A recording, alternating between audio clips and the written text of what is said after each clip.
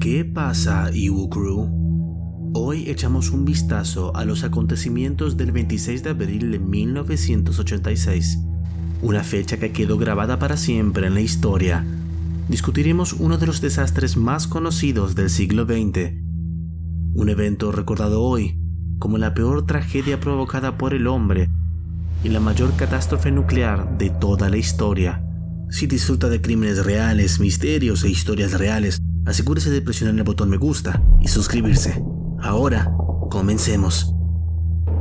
En 1986, Chernóbil, Ucrania, era parte de la Unión Soviética. El primer reactor nuclear de la zona se construyó en 1977, y antes del 26 de abril, la planta de energía nuclear comenzaba a parecer un faro de éxito para la URSS.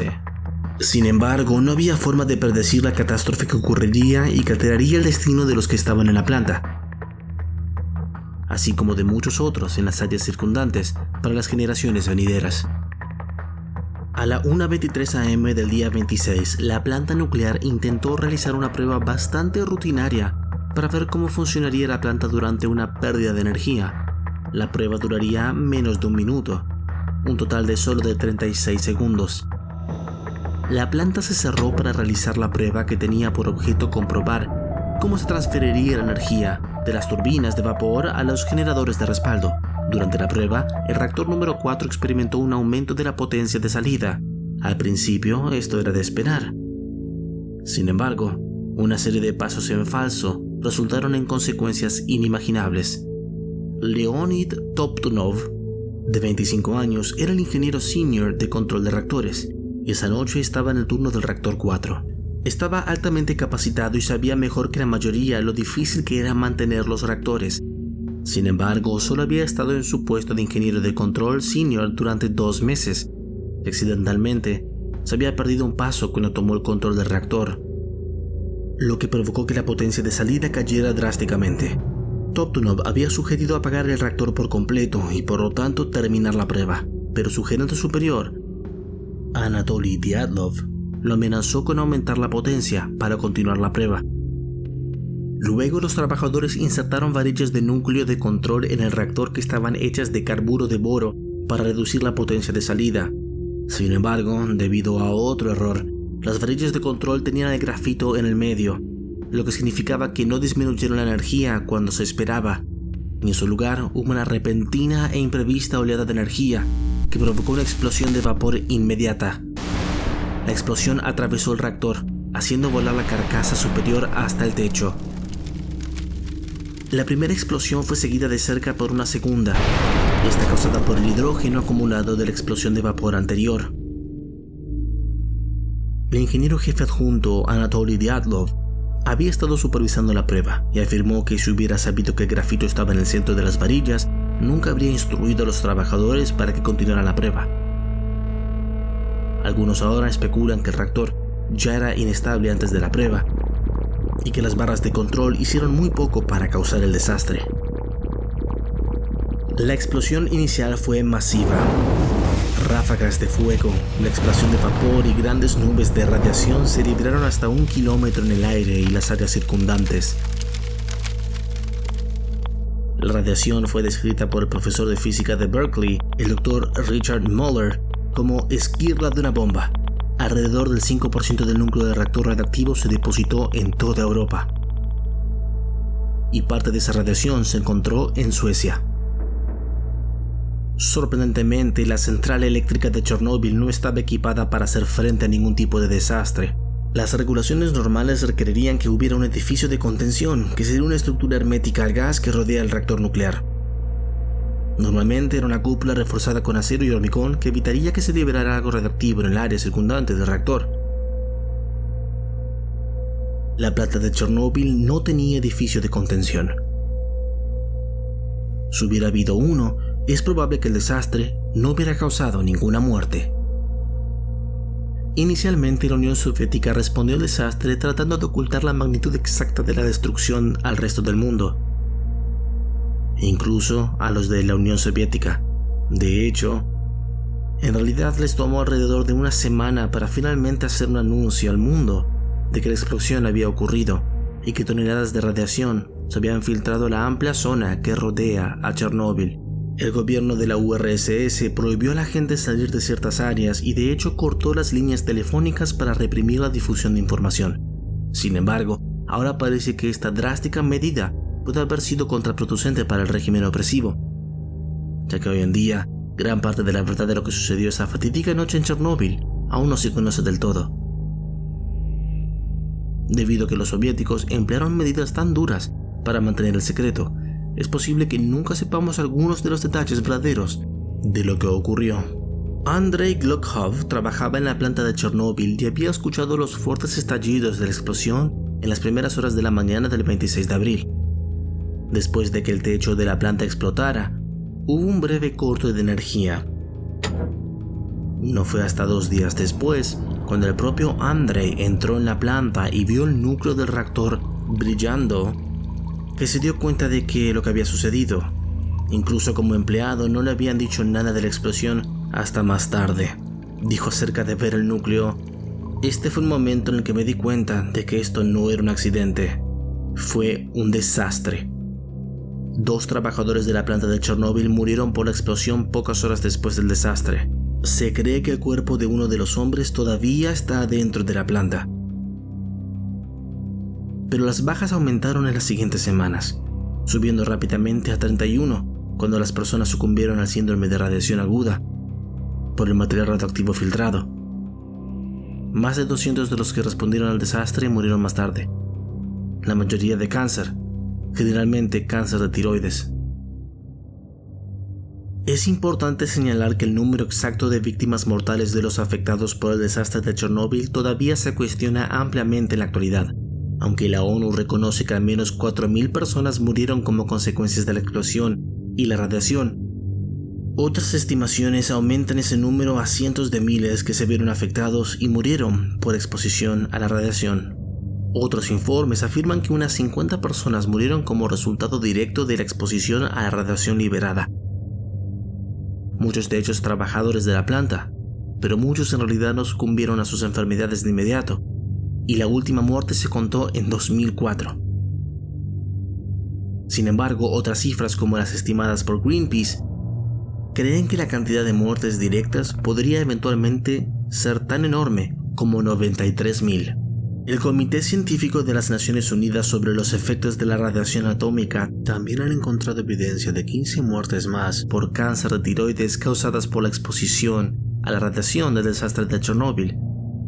Otros 6.500 cánceres de tiroides no fatales fueron causados por la radioactividad.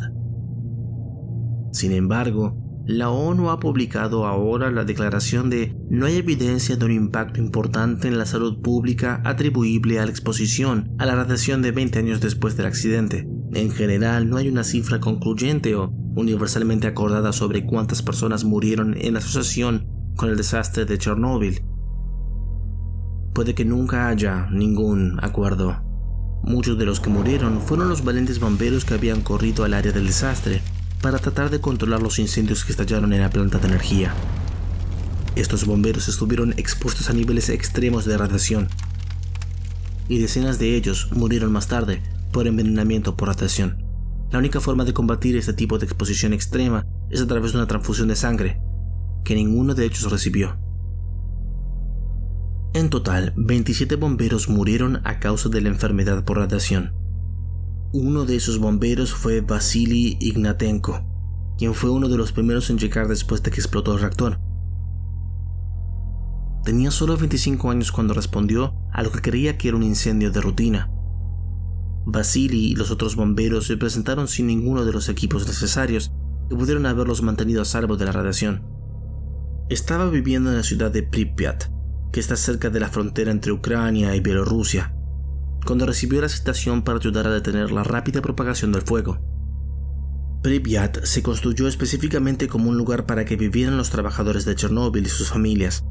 Alrededor de 60.000 personas vivían allí en ese momento. Lyudmila, la esposa de Ignatenko, lamentó más tarde que Vasily y los otros bomberos iban directamente a las manos de la muerte. Todos condujeron con sus uniformes habituales sin protección química, sin nada más que una capa de ropa contra lo que era una dosis inimaginable de radiación. Ni siquiera se pusieron la ropa de lona que les habría ayudado un poco a protegerlos. Los bomberos llegaron a la 1:28 am, apenas 5 minutos después de que comenzara la prueba y ocurriera la explosión. Junto con los otros bomberos, Vasily se apresuró de inmediato al techo de la planta de Chernóbil en un intento de extinguir los incendios de grafito que arrojaban llamas al aire libre. Al parecer, intentaron apagar las llamas y apagar el grafito ardiente, pateando con los pies. Como bomberos altamente capacitados, solo les tomó unas pocas horas apagar sus incendios por completo. Sin embargo, las llamas dentro del reactor 4 permanecieron ardiendo durante casi 2 semanas. El valiente equipo de bomberos no podía saber cada momento que pasaba, mientras trabajaban en el fuego durante horas, significaba su muerte. Vasily murió 2 semanas después de una grave intoxicación por radiación. Su muerte no fue fácil y, de hecho, pareció mejorar por un corto tiempo antes de comenzar a deteriorarse rápidamente. Lyudmila dijo que cuando lo visitaba diario en el hospital, él tenía momentos en los que parecía estar recuperándose, incluso sintiéndose lo suficientemente bien como para levantarse de la cama y darle 3 claveles que había guardado debajo de la almohada para ella. Más tarde, dijo que estas fueron las últimas flores que le dio. Horriblemente, Vasily se estaba quemando desde adentro por la radiación, y su médico dijo que su sistema nervioso y su cráneo estaban extremadamente dañados. Lyudmila lo describió como: su piel comenzó a agrietarse en sus brazos y piernas, quedó cubierto de forúnculos. Cuando volteó la cabeza quedaría un mechón de pelo en la almohada. Las quemaduras empezaron a salir a la superficie, en su boca, en su lengua, en sus mejillas.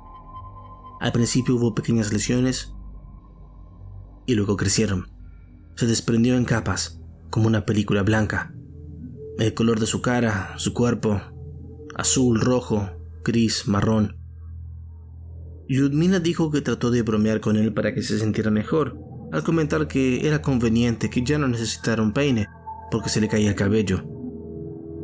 Pareja amorosa se había conocido cuando eran adolescentes en 1979, antes de casarse en 1983, y habían estado juntos desde entonces. Lyudmila le había rogado al radiólogo que trataba a su esposo que le dejara ver a Vasily. En ese momento no mencionó que estaba embarazada. De hecho, le mintió al médico y le dijo que ya había tenido 2 hijos. Según los informes, el médico le advirtió que no lo tocara y que si lloraba o mostraba demasiada emoción, le echaran de su habitación. Ella optó por ignorar muchas de las advertencias de los médicos de mantenerse alejada y movería el plástico protector a su alrededor para poder ver a Vasily. Ella recordó: pero tenía 22 años, estaba locamente enamorada de mi esposo, con cada célula de mi cuerpo. Quería creer que esto era envenenamiento por humo. Trágicamente, por mucho que Lyudmila quisiera mantener la esperanza, pronto sucedió lo inevitable. Y lamentablemente, quedó viuda. Después de su muerte, el cuerpo de Vasily tuvo que ser enterrado en un ataúd de metal porque todavía estaba lleno de niveles peligrosos de radiación. También fue enterrado debajo de zinc y concreto para proteger al público. Lyudmila dijo que no podían ponerle zapatos porque se le habían hinchado los pies. Tuvieron que cortar la ropa formal también porque no podían ponérsela a él. No había un cuerpo entero para ponérselo. 2 meses después dio a luz a una niña que murió solo 4 horas después. Su hija sufría de una malformación congénita del corazón y cirrosis del hígado, ambas consecuencias de la exposición a la radiación. El programa de HBO Chernobyl, basado en el desastre real, se ha convertido en una sensación. De hecho, es el programa de mayor audiencia en IMDb. Se cree que la mayoría de los programas de televisión dramatizan ciertos aspectos de tales desastres para hacer la historia más extrema. Pero en este caso, parece que ninguna mera recreación mediática puede realmente hacer justicia completa a lo horrible que fue ese fatídico día. La interpretación de la serie del desastre ha sido descrita por el ex subdirector de la planta de Chernóbil, Alexander Kovalenko, como la serie refleja más o menos el drama de la situación, pero en la vida real fue mucho peor. Lyudmila y Vasily aparecen como algunos de los personajes más trágicos de la serie de HBO. Cuando se estrenó el programa Chernobyl, Lyudmila fue sometida a un intenso escrutinio por su decisión de visitar a su esposo, mientras él estaba peligrosamente radioactivo en el hospital. Más tarde le dijo a la BBC que los periodistas, y cita, me preguntaban por qué había estado al lado de la cama de mi esposo sabiendo que estaba embarazada en ese momento. Pero dime, ¿cómo podría dejarlo? Pensé que mi bebé estaba a salvo dentro de mí. En ese entonces no sabíamos nada sobre la radiación. Continuó diciendo que después de ver el programa, la gente insinuó citando que yo había matado a mi bebé. Ahora dice que en realidad nunca le dio permiso a nadie para que contara su historia, a pesar de la afirmación de HBO de lo contrario. Escribió su propia historia en un libro publicado en 1997 titulado Voces por Chernóbil. Aunque han pasado 30 años desde que el horrible desastre le robó a su esposo y luego a su hija, Lyudmila ha dicho, no hay día en que no piense en mi esposo e hija. No hay día en que no sienta dolor. Pero la desgarradora historia de Vasily es solo una de muchas. El 27 de abril, al día siguiente de la explosión, comenzó la evacuación. 30.000 personas se encontraban en el área inmediata de la explosión del reactor de Chernóbil y un total de 135.000 tuvieron que ser evacuadas. Finalmente, 350.000 personas fueron evacuadas a causa del desastre. Y el reasentamiento aún no ha terminado. Los que se encontraban en la zona estuvieron expuestos a una cantidad similar de radioactividad que los supervivientes de la bomba atómica de Hiroshima en 1945. Se emitieron 45 REM, una medida de radiación que no es suficiente para causar enfermedad por radiación en los que se encuentran fuera del área inmediata de Chernóbil, pero aumenta el riesgo de cáncer en un 1,8%. Sin embargo, un estudio de 2006 realizado por la Agencia Internacional de Energía Atómica calculó que debido a la mera culminación de la radiación, la exposición fue más como 10 millones de REM, lo que probablemente causó al menos 4.500 muertes por cáncer. La radiación más dañina de la explosión ocurrió en las primeras semanas después de la explosión. Incluso 15 minutos después de la explosión, se midió que la radiactividad había caído a una cuarta parte de su valor inicial. Después de un día, a una 1/15 parte. Después de 3 meses, a menos del 1%. Como parte del plan de contención de la radiación en la Unión Soviética, se dejaron caer 5.000 toneladas de plomo, carburo de boro, arena y arcilla para sepultar el reactor 4. Además, se cortó y quemó una milla cuadrada de bosque que rodeaba el sitio para tratar de reducir la radioactividad cerca de Chernóbil. Y lo que es más importante, evitar que se propague. Una vez que se apagaron los incendios masivos en Chernóbil y la gente se trasladó, la siguiente emergencia se convirtió en la necesidad de drenar los tanques debajo del reactor 4. Había 43 millones de galones de agua debajo del reactor nuclear que aún ardía. Los bomberos que habían respondido primero habían intentado drenar el agua, pero no lo consiguieron.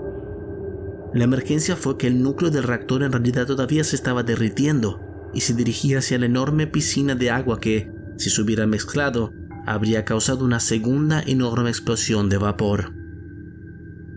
A menudo se cuenta la historia de que los 3 hombres que entraron en el reactor 4 para drenar los tanques de agua eran voluntarios heroicos que sabían que probablemente iban a morir. Muchas personas creen que eligieron sumergirse debajo del reactor para abrir una válvula y liberar esa presión a fin de salvar su país. Pero esto está lejos de la verdad. Los buzos no eran voluntarios con la capacidad de elegir su destino, sino trabajadores de la planta de energía con conocimiento de los reactores. Debido a sus trabajos, se les exigió que hicieran este trabajo mortal. Aunque les dijeron que podían negarse, la sensación de inmensa presión y responsabilidad significó que ninguno lo hizo. Uno explicó que simplemente sentía que nadie más podía completar correctamente la tarea, ya que él era la única persona en el turno que sabía dónde estaban ubicadas las válvulas. El 8 de mayo llegaron los buzos para drenar finalmente los tanques. Se pusieron trajes de neopreno y entraron al agua. Pronto se encontraron con un revés desgarrador que solo agregó un nivel de dificultad a la misión intimidante que ya tenían por delante. Su lámpara se apagó, dejándolos sin otra opción que continuar su operación en la oscuridad. El experto en Chernóbil, Andrew Leatherbarrow, autor de 1.2340, La increíble historia real del desastre nuclear de Chernóbil explica que los buzos se encontraron con agua radiactiva hasta las rodillas, mientras caminaban por el sótano oscuro, caminando por un corredor lleno de innumerables tuberías y válvulas. Sobre el objetivo del grupo de localizar la válvula correcta, dijo, era como encontrar una aguja en un pajar. Y, sin embargo, los decididos buceadores lo hicieron de todos modos. El grupo de hombres a menudo se conoce como el Escuadrón Suicida, ya que su tasa de supervivencia esperada era muy baja. Uno de los hombres era el ingeniero Alexei Ananenko, que no llevaba ninguna otra protección contra la radiación, ni el agua radiactiva, a excepción del equipo de buceo. Alexei dijo, nunca me sentí como un héroe, estaba haciendo mi trabajo. Me ordenaron ir allí, así que fui. No tenía miedo. Inicialmente los informes afirmaron que los 3 hombres habían muerto por la exposición a la radiación, pero de hecho los 3 sobrevivieron. Describieron su inmensa alegría y alivio al solucionar el problema, diciendo, cuando el haz del reflector cayó sobre una tubería, nos alegramos. La tubería conducía a las válvulas. Oímos el chorro de agua que salía del tanque y en unos minutos más, los chicos nos abrazaron. Uno de los buzos falleció en 2005, pero los otros 2 aún han sobrevivido hasta el día de hoy, debido a que sus valientes acciones evitaron otra explosión, posiblemente incluso más mortal. El experto Leatherbarrow, antes mencionado, enfatizó la extrema necesidad de las acciones de estos héroes inverosímiles, diciendo que, independientemente de cómo alguien pueda tratar de restar importancia a lo que hicieron ese día, aún así entraron en un sótano muy oscuro y muy dañado debajo de un núcleo del reactor fundido que se estaba quemando lentamente hacia ellos. Algunos expertos en el desastre de Chernóbil explicaron más tarde que si este trío no hubiera intervenido para evitar esta posible explosión adicional, la mitad de la población europea podría muy bien haber sido eliminada de la inminente catástrofe. Para empeorar las cosas, el alcance y el rango de radiación que esto podría haber causado puede haber dejado una gran parte de Europa completa y absolutamente inhabitable durante hasta 500.000 años a su paso. La primera persona que entendió completamente la gravedad de la situación de Chernóbil fue Valery Legasov. Legasov era un científico soviético y miembro de la Academia de Ciencias de la URSS y se convirtió en el jefe de la Comisión Investigadora de Respuesta al Desastre. Antes de la explosión de Chernóbil, había defendido la necesidad de mejores medidas de seguridad en las centrales nucleares. Fue Legasov quien primero insistió en que se evacuara a todo Pripyat, y sin su participación, el número de muertos por radiación directa probablemente habría sido mucho mayor. Él y la comisión analizaron las posibles causas del desastre, así como ideas sobre cómo prevenir este tipo de catástrofes en el futuro. Mientras investigaban, no pudieron quedarse en un hotel y terminaron viviendo en un hospital evacuado para enfermos mentales. Legasov finalmente sugirió que pusieran nitrógeno líquido debajo del reactor para tratar de enfriar el núcleo. Sin embargo, esto resultó ser un error, ya que el núcleo nunca se derritió a través del hormigón, y como resultado, esto en realidad resultó ser una mayor contaminación para las áreas de Bielorrusia.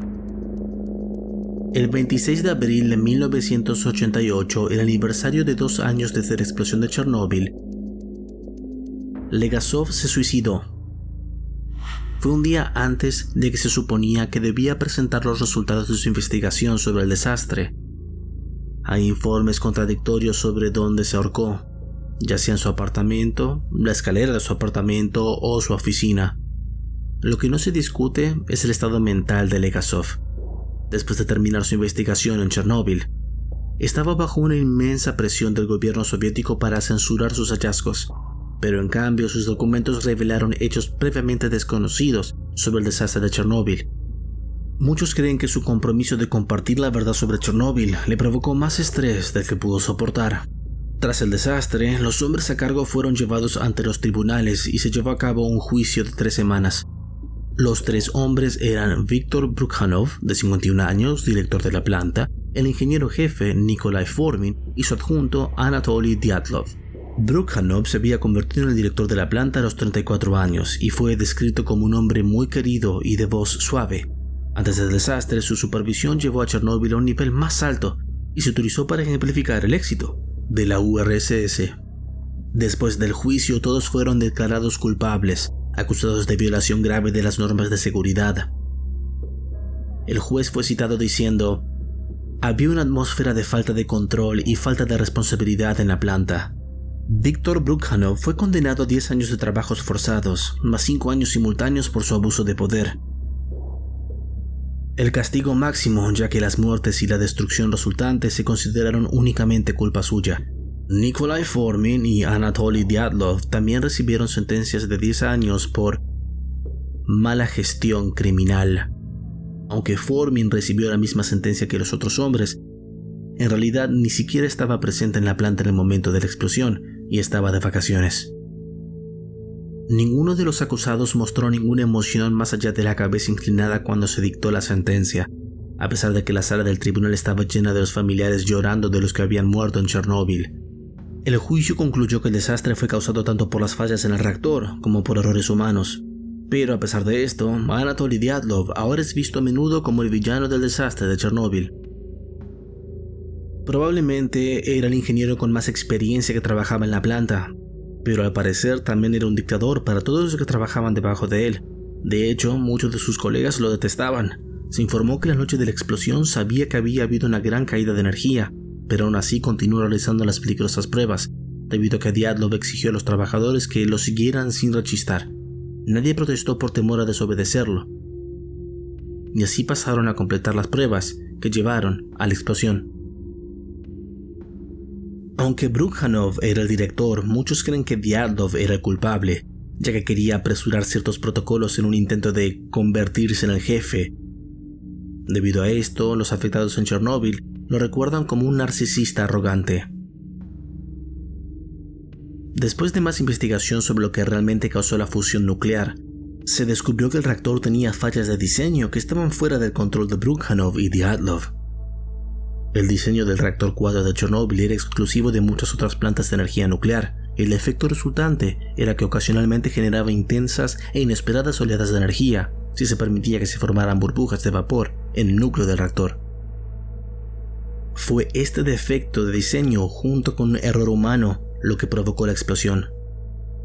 Añadiendo algo de contexto histórico a la devastadora supervisión, la falla de diseño y el desastre posterior fueron el resultado directo del aislamiento de la Guerra Fría, debido a que la URSS operaba sin mucho contacto con otros países. No tenía los mismos tipos de características de seguridad que utilizaban otras áreas. El problema específico del diseño en el reactor de Chernóbil nunca ha sido un problema en otras plantas de energía nuclear, y el desastre condujo a reformas masivas en la seguridad de la industria en la URSS. El expresidente Gorbachev dijo que el accidente de Chernóbil provocó la caída de la Unión Soviética más que su programa de reforma liberal. Hoy en día, las personas que aún viven en estas vastas áreas de Rusia y Europa del Este se ven afectadas por la explosión de 30 años antes. Aunque no directamente cerca, estas áreas todavía se vieron afectadas por las nubes masivas de radiación hace tantos años. Los niños nacen con frecuencia con defectos de nacimiento, a veces muy graves y con cánceres raros. Las madres de estos niños pobres se han pasado la vida creciendo en áreas donde la radiación impregna gran parte del agua que beben y los alimentos que comen. Ellas mismas no sufren las drásticas consecuencias físicas, aunque muchas informan estar frecuentemente enfermas y fatigadas. Son sus hijos, cuyos cuerpos muestran el daño de la radiación. Algunos de los defectos físicos pueden incluir niños nacidos sin extremidades o con anomalías dolorosas, o incluso un caso en el que un bebé nació con 2 cabezas. Sin embargo, la enfermedad más grave parece ser el cáncer con el que nacen estos niños, o con la posibilidad de desarrollarlo a una tasa mayor de lo normal. La pediatra, la doctora Rachel Furley, trata a muchos de estos niños en Bielorrusia e informa que aproximadamente la mitad de los 800 niños a los que ayudó han desarrollado cáncer de tiroides. Sin embargo, algunos que son originarios se han mudado de regreso, incluso sabiendo que se están exponiendo a sí mismos y a sus descendientes a niveles de radiación. Una de esas personas es una mujer de 62 años llamada Valentina. Su familia vivía en la zona cercana a Chernóbil y tras la explosión se había ido inicialmente, pero ahora ha vuelto a vivir a solo 30 kilómetros de la zona de exclusión, junto con otras 180 personas, la mayoría de las cuales son ancianos. Valentín ha dicho: "No me preocupo por mi salud, no tememos a la radiación. Para nosotros no importa dónde muramos". Con una historia de tragedias, puede resultar sorprendente saber que el área de Chernóbil tiene un gran negocio turístico. Para muchos de nosotros, la idea de visitar la zona desolada y destruida no sería atractiva. Sin embargo, personas de todo el mundo han venido para vislumbrar lo que queda de la ciudad y la evidencia sobreviviente del desastre. Desde 2010, Chernóbil y Pripyat han sido declaradas seguras para los visitantes, y desde entonces se han convertido en una parte integral del reciente fenómeno de turismo oscuro. El turismo oscuro describe la fascinación que sienten muchos viajeros por visitar lugares que han visto pasados trágicos u horribles. Otras áreas además de Chernóbil que son populares para el turismo oscuro son los campos de concentración nazi o el sitio conmemorativo del 11 de septiembre. El presidente ucraniano Volodymyr Zelensky convirtió a Chernóbil en una zona turística en un intento de reparar la reputación negativa de la zona. Zelensky dijo: "Debemos dar una nueva vida a este territorio de Ucrania". Su sitio web oficial dice que Chernóbil es un lugar único en el planeta donde la naturaleza revive después de un desastre global provocado por el hombre, donde hay una verdadera ciudad fantasma. Tenemos que mostrar este lugar al mundo, científicos, ecologistas, historiadores, turistas. Cuando los turistas visitan la zona, deben pasar por un proceso de detención antes y después para verificar la presencia de partículas radiactivas. Los expertos dicen que aún existen riesgos asociados con visitar el área, pero la exposición a la radiación es mínima si las personas permanecen en las áreas que se consideran seguras, ya que algunos lugares no se han descontaminado por completo.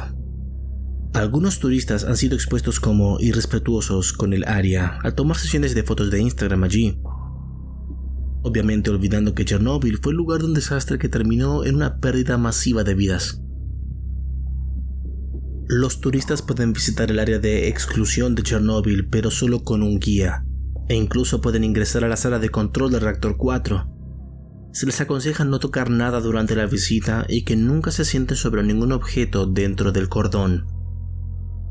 Hoy en día, el área está invadida por la vida silvestre, incluyendo alces, ciervos, jabalíes y lobos. De hecho, la población de lobos es 7 veces mayor que otras poblaciones de lobos en reservas cercanas. Pero los niveles generales de vida silvestre siguen siendo bastante bajos, lo que indica de que la radiación en el área aún afecta a los animales y plantas. Todas estas décadas después, el desastre apenas se ha disipado. Más de 30 años después de la explosión del reactor 4, la radiactividad todavía afecta a Chernóbil. Aunque los niveles han disminuido drásticamente, todavía quedan algunos hoy. El 97% del contenido radioactivo del reactor 4 está todavía adentro. El otro 3% es la radiación que se liberó durante la explosión y se filtró en el área circundante. Hoy en día, un sarcófago de hormigón se encuentra encima del reactor 4 en un intento de contener parte de la radiación. Se construyó rápidamente en solo 2 semanas y actualmente se está desmoronando. Andrei Glukov, el trabajador que estaba en Chernóbil después del desastre, ahora es parte del enorme proyecto para diseñar y construir una estructura que eventualmente se moverá para hacer un escudo alrededor del reactor 4. Cuando la estructura esté finalizada, será ensamblada por maquinaria robótica para prevenir la interacción humana con el reactor altamente radioactivo. Aunque el proyecto está en curso, podría tardar hasta 30 años más en estar completo. El último reactor activo de Chernóbil se cerró oficialmente en 2000, lo que significa que, tras el desastre, la planta siguió produciendo electricidad durante 14 años. Un portavoz de la Asociación Nuclear Mundial ha dicho que el accidente de Chernóbil fue grave y ha tenido consecuencias psicológicas y socioeconómicas a largo plazo para las personas afectadas. Por muy grave que sean, los accidentes nucleares son muy raros, e incluso teniendo en cuenta estos, la energía nuclear ha causado menos muertes que cualquier otra forma de generación de electricidad. De hecho, muchos partidarios de la energía nuclear, así como profesionales en el campo, insisten al público a investigar más los aspectos positivos de la fuente de energía. Según The Guardian, el IPCC, o el Panel Intergubernamental sobre Cambio Climático, también es una organización notable que ha abogado abiertamente por la energía nuclear. explicando que algunas estimaciones muestran evidencia de que nuestra capacidad nuclear debe duplicarse si deseamos tener alguna esperanza de prevenir nuevas ramificaciones del cambio climático. El mismo artículo postula que las aterradoras consecuencias potenciales de los contratiempos de la energía nuclear, amplificadas por el incidente de Chernóbil, han asustado a muchas personas para que se opongan por completo a la práctica, temiendo un resultado similar. Sin embargo, afirman que si bien la energía nuclear tiene riesgos, también es principalmente, entre comillas, limpia, segura y enormemente eficiente. Aún no está claro hacia dónde se dirige el futuro de la energía nuclear, pero después de presenciar la devastación que provocó la planta de Chernóbil, los defensores de la industria en desarrollo probablemente necesitarán hacer un serio control de daños en la reputación dañada de la energía nuclear, antes de que el público en general quiera abrirse a las posibilidades de adoptarlo plenamente o financiarlo con entusiasmo. El desastre de Chernóbil ha dejado un recuerdo imborrable y despertó en muchos el temor de las consecuencias de la radiación. Todavía nos fascina recordar el desastre más conocido del siglo XX, mientras tratamos de comprender cómo pudo haber ocurrido. Tanto si eres suficientemente valiente como para ir a visitarlo tú mismo, hay algo que todos podemos sacar del desastre de Chernóbil: la importancia de aprender del pasado para evitar repetir los mismos errores en el futuro, así como las consecuencias que vienen de ser reactivo después de un desastre, en lugar de tomar las medidas proactivas necesarias para evitar un resultado tan evitable.